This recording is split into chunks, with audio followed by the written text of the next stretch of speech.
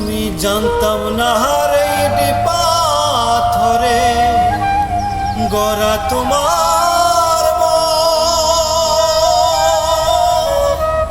ওরে বান্ধব তুমি তো কোনদিন কারো অনিরে আপন আমি না জানি সাধন প্রেমের উদ্দীপন কেন না জেনে প্রেম রূপন করিলাম ওরে বান্ধব না জেনে না বুঝে তারে ভালোবাসিলাম আমি